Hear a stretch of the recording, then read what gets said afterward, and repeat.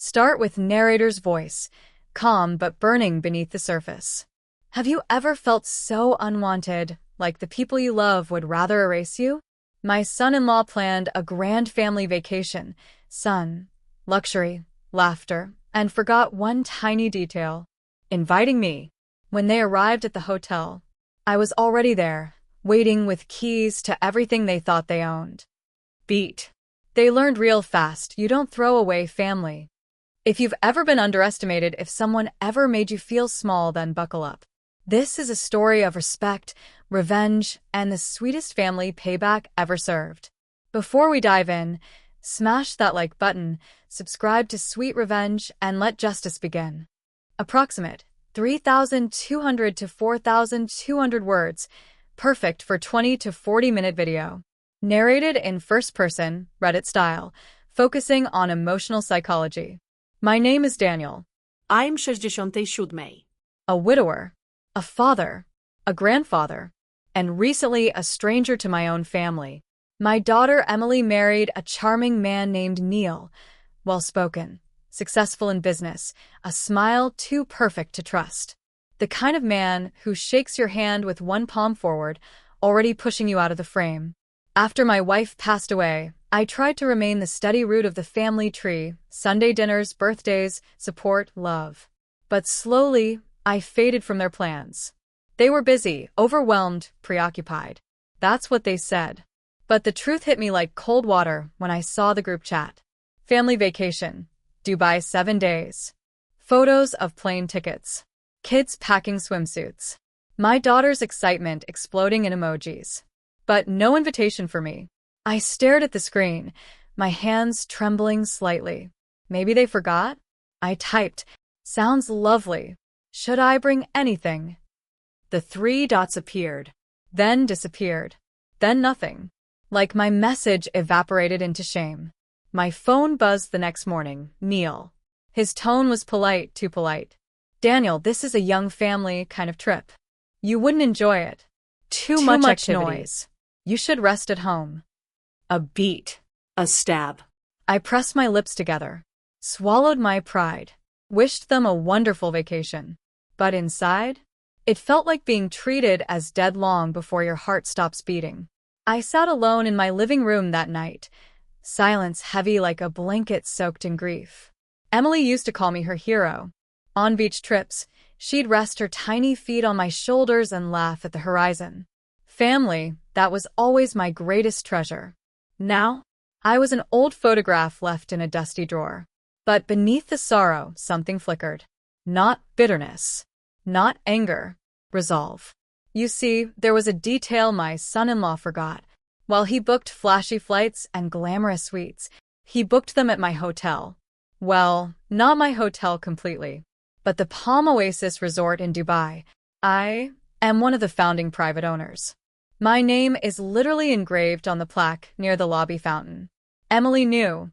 Neil never bothered to listen. They arrived in luxury, sunglasses, designer luggage, entitlement dripping like sweat in the desert heat. Emily's voice echoed through the marble lobby. "We have a reservation. The Martin family suite." The concierge smiled politely, then glanced past them to me. I sat comfortably in one of the velvet lobby chairs. Fresh orange juice beside me, reading a newspaper. I looked up casually. "Oh. Hello, everyone." Neil's confusion cracked into irritation. "Daniel? What on earth are you doing here? Did you follow us?" Emily grabbed the kids protectively, like I was a threat. A stalker. A burden that traveled across oceans to annoy them. My chest tightened, a sting deep behind the ribs. I calmly closed my newspaper. I didn't follow anyone. I've been here for a few days preparing a few things. Security approached, summoned by their panic. Neil pointed accusingly. "Get him out of here. He's harassing us." The guard turned to me, respectful. "Sir, is everything fine? Do you need anything?" Confusion twisting into unease. The guard continued. "We handle anything Mr. Harper needs immediately. He is one of the owners." The silence delicious. Emily's mouth fell open. Neil's face drained of blood. "You own this place?" he croaked. "Part of it," I answered. "Enough to enjoy the view."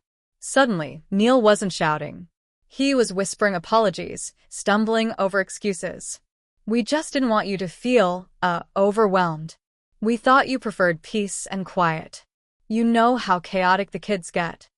Excuses were slipping through his teeth faster than lies could form. I stood up, Slowly. letting the shift settle, letting him feel it. You decided I didn't belong. So, I decided to come anyway. His eyes darted nervously as hotel staff began assisting me personally, carrying my bags, asking my preference for tonight's menu. I turned to the kids, the only innocent ones here. Grandpa brought something special for you later. A surprise dinner. Will you come? They nodded excitedly. Kids have hearts untainted by adult selfishness. Emily's eyes softened, guilt finally catching up to her. Neil gulped, powerless. That evening, I asked the culinary team to unpack a wooden crate I sent weeks earlier. Inside were heirloom dishes, plates passed down from my grandmother, used only on the biggest family milestones. Birthdays, weddings, homecomings. I arranged everything myself. Silverware polished with care. Napkins folded the exact way my wife used to like. I wanted them to remember. To feel what I felt. What they were trying to leave behind. When my family walked into the private rooftop dining area, their breath caught. The kids ran toward me, hugging my legs. Neil looked small. Emily looked emotional. The view of the Arabian Gulf shimmered under twilight, but I fixed my eyes only on them. I brought these, I said softly, touching a porcelain plate. Laughed. Because family used to mean something. Or rather, they realized what they almost lost. Mid-meal, Neil stood, hands shaking. I was wrong, he confessed. I didn't think you mattered, that you still had a place in our lives. I'm sorry. Emily wiped a tear. Dad, we need you. I need you. I didn't realize how much until today. Her voice cracked, years of neglect melting away.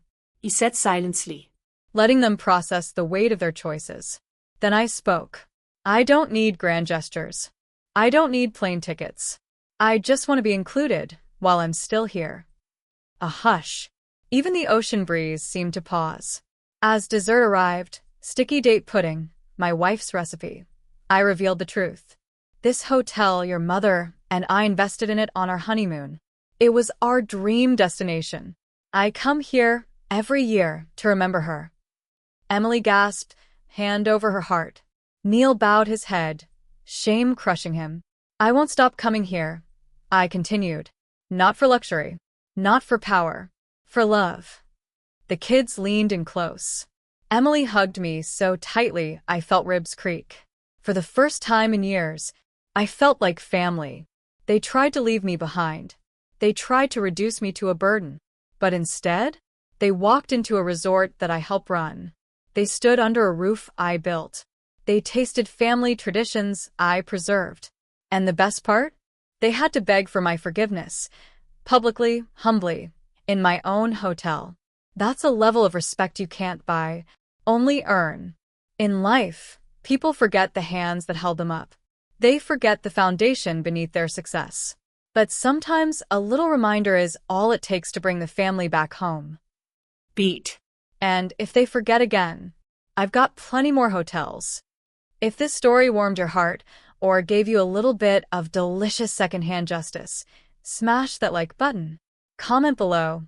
Have you ever been underestimated? And subscribe for more true revenge stories where respect is earned and karma is served hot.